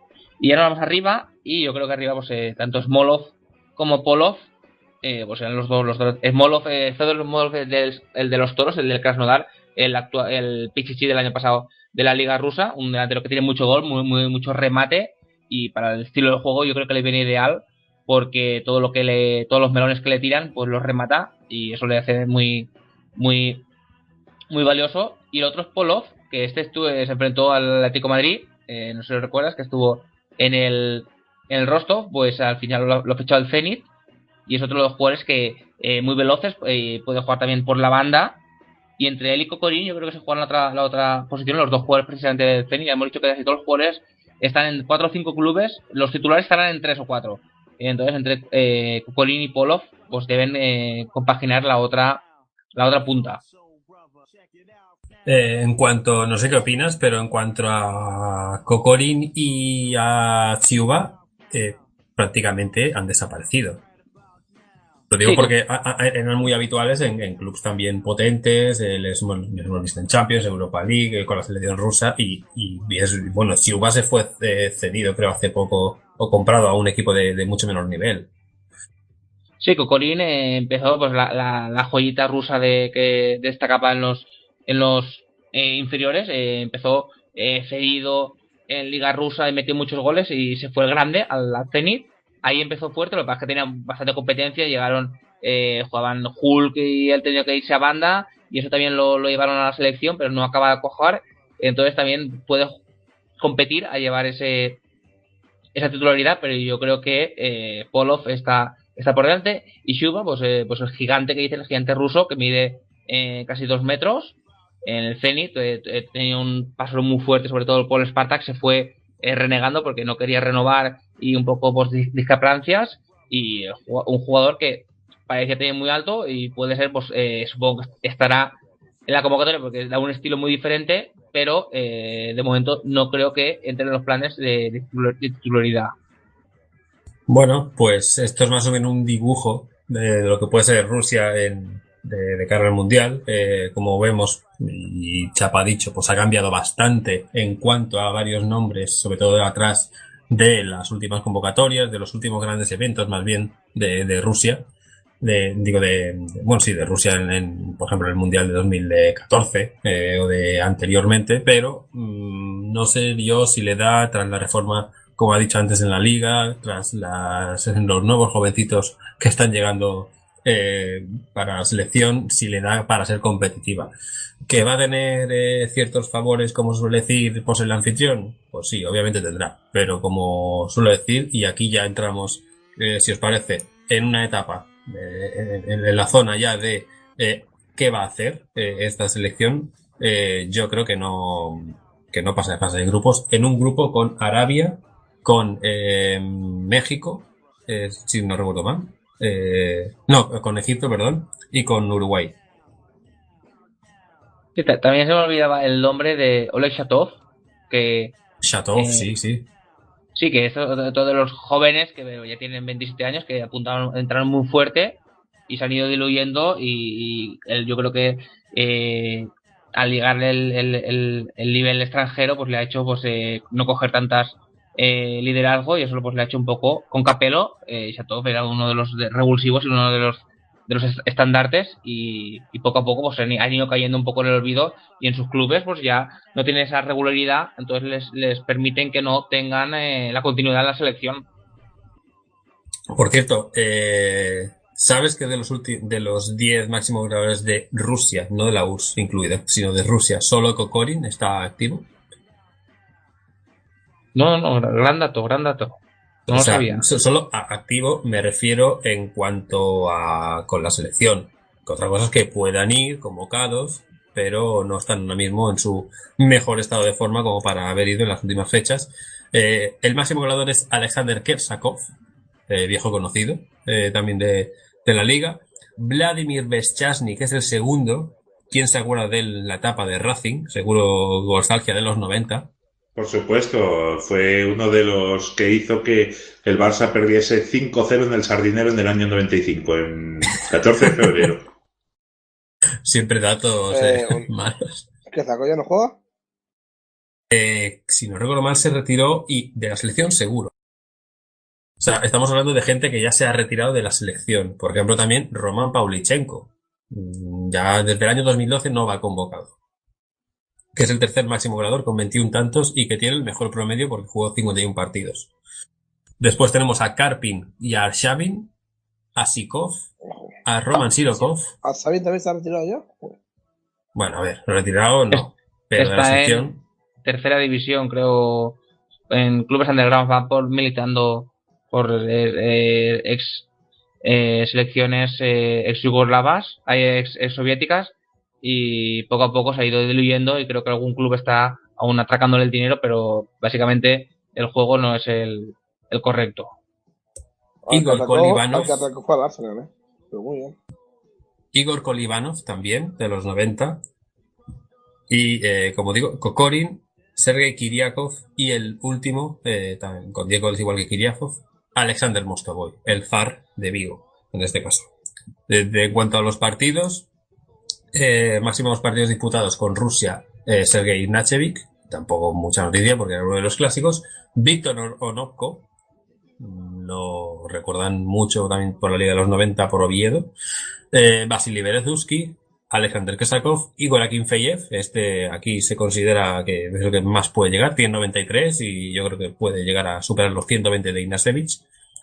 Anyukov, también otro mítico, Arshavin, Karpin, Beshannik y Yuri Sirkov, que veremos a cuántos llega porque su carrera obviamente ha bajado bastante de cuando llegó a Londres. Pero bueno, ¿alguna cosa más, Chapa, que quieras comentar acerca de lo que es el equipo? No, que básicamente pues yo creo que tiene una selección bastante floja, y el nivel competitivo pues yo creo que va a ser bastante de las selecciones yo creo que anfitrionas que peor dejen en la historia. Yo creo que será de las peores porque no se espera mucho, y a no ser que haya robos arbitrales, pues yo creo que no cumple las expectativas en absoluto. Pues salvo que queráis añadir algo más, Chapa, muchas gracias por haber estado en este primer podcast y el que, como decíamos, el más largo, porque vas a tratar mucho temática de social, histórica y deportiva de Rusia. Buenas noches y un placer de estar y compartir este podcast con vosotros y esperemos que estar en el próximo. Muchas gracias también a Álvaro Mota por tu aportación en este podcast ruso. Gracias a ti, Javi, por contar conmigo. Y también, como no, muchas gracias a toda la historia que ha traído Mr. Nostalgia en este podcast de la selección rusa e incluso de la URSS. Bueno, ha sido todo un placer y nos vemos en el próximo capítulo con el de Arabia. Y a eso mismo iba. El siguiente podcast que podéis escuchar, obviamente, si lo escucháis en otros meses, podéis ir haciendo salteado, pero el siguiente que produciremos será la selección de Arabia. Iremos un poco en orden de grupos para que no haya sorpresitas y analizando, como es el caso, pues todo un poco historia y trayectoria y un poco todo lo que es engloba a todas las selecciones que van de este mundial. Bueno, esperemos que nos hayáis pasado bien este ratito y como ya sabéis, pues todo sigue y todo Fútbol Fever también sigue y si no, también sigue Nostalgia, así que volveremos pronto con el siguiente podcast de Matrioshkas Mundialistas. Y ahora ya os dejamos al final con el himno ruso con letra y ya os avecino que es con letra una pasada. Hasta luego.